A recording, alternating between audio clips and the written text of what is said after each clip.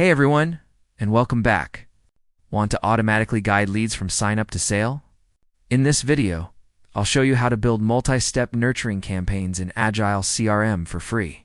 Perfect for onboarding and follow-ups.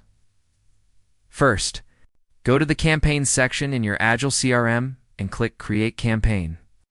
Choose the drip campaign or workflow option. Now set your trigger.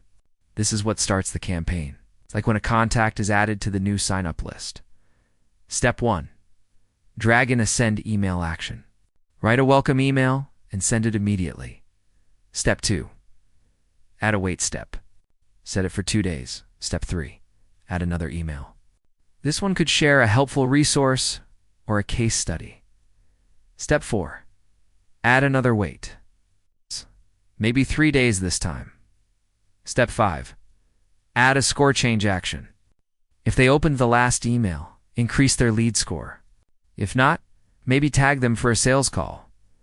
You can keep adding steps like this for weeks. The free plan supports building these automated sequences. Finally, save and activate your campaign.